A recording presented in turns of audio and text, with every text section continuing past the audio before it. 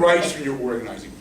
A lot of it comes down to you're entitled to be treated the same way for union activity that you are for any other activity at your workplace.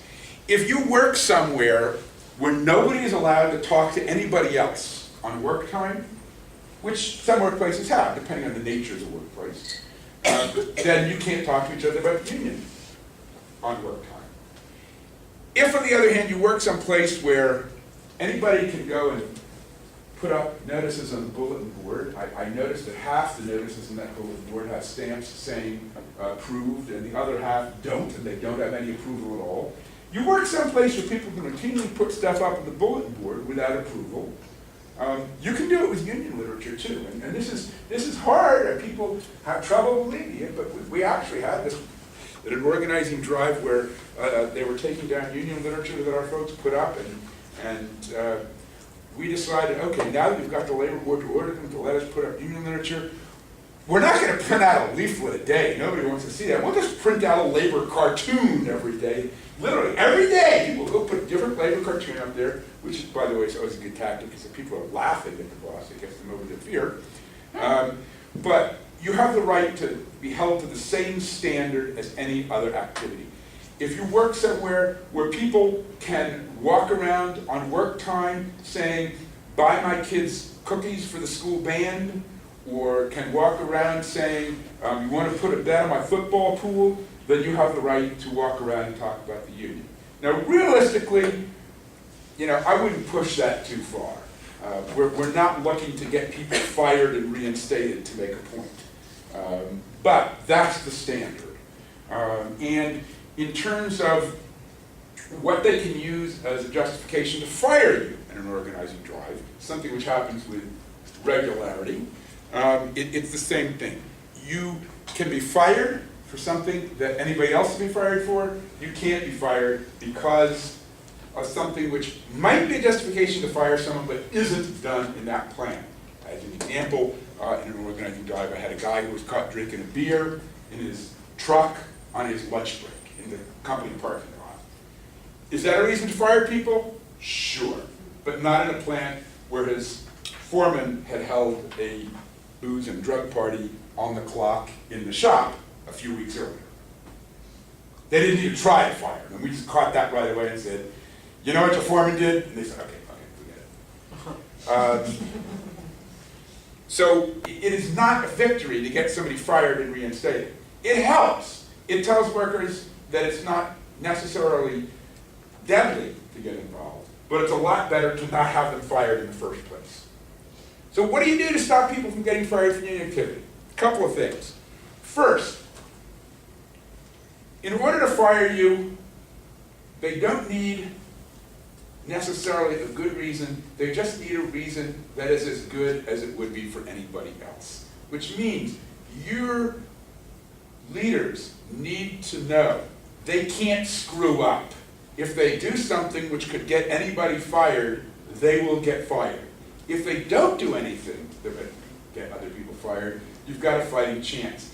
By fighting chance, what I mean is the labor board, even under the worst of times, the labor board gets that only the stupidest employers say you're being fired for union activity. The Supreme Court, of course, has now said that that's fine. In a 5-4 ruling, the Supreme Court said that women can only get relief from sex discrimination at the work if the company says, by the way, we're engaging in conscious sex discrimination and we're paying you less because you're a woman. And unless they say that, then obviously it's just coincidence.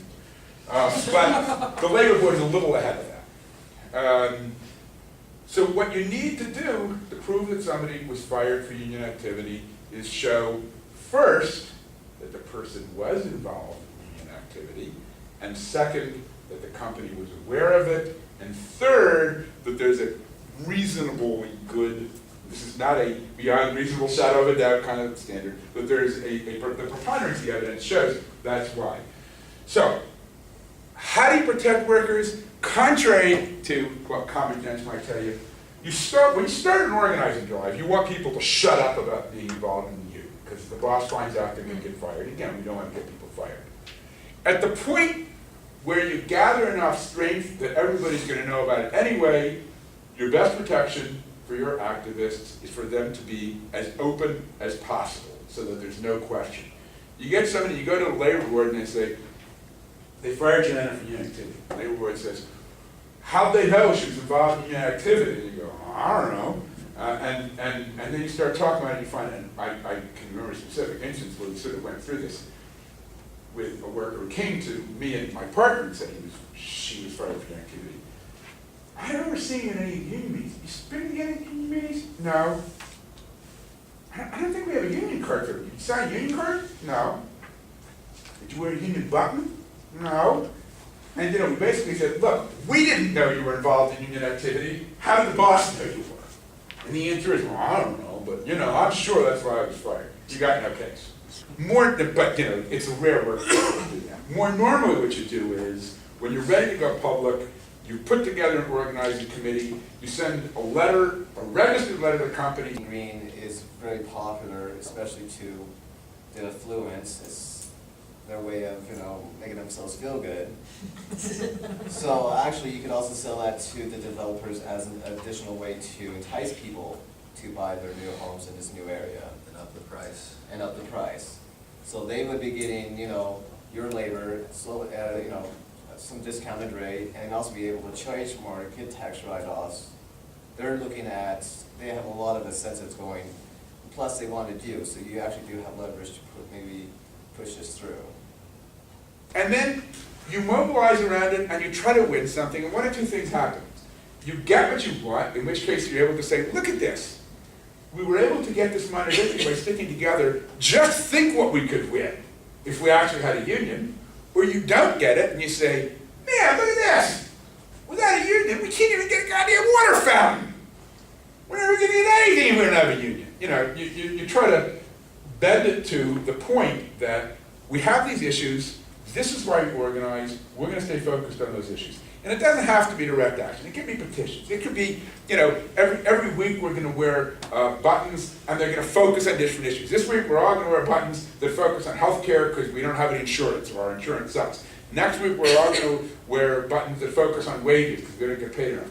But you do something that keeps people focused on why they organize. Because if you don't keep people focused on why they organize, they're going to start looking at all these what ifs, might be this, might be that, and start getting nervous, and people in the end are, in a fundamental sense, conservative, and will look at it and say, it's pretty bad, but yeah, it could be worse. We worry about the future. We worry about, I think we still have concerns about you not liking our industry. Your concerns are about these communities, and a lot of our development is in these former and pre-existing communities, low income. We do have a lot of ungreen jobs, that's the majority of our jobs. So if we concede and we make these changes on every single contract, the majority of our contracts, we're going to have a lot of people sitting around waiting for progression in the industry, and we're worried about that. We're worried, maybe we should take these jobs over here. Well, we'll take it as it comes, We're willing to work with you in the best interest. In this particular case, we can work it to make it green. We may not be able to make everything green, but we can work it as it comes. Today doesn't have to decide the future forever and ever and ever and ever. I get what you're saying. And so for right now, what's on the table for you, if you're on our side with this, is that you get more work right now. If we drop our bid, sometimes going green costs more to install, so it just depends on, you have to crunch the numbers on going green. It gets more expensive sometimes, depending on what you're installing to go green. Well, it does cost more money initially, but I think in the long term, it costs less, right? Because the green structure is healthier for the community. And it also may mean that you actually have this job longer because it might take more time to do it. We worry about the future. We worry about, I think we still have concerns about you not liking our industry. Your concerns are about these communities, and a lot of our development is in these former and pre-existing communities, low income. We do have a lot of ungreen jobs, that's the majority of our jobs.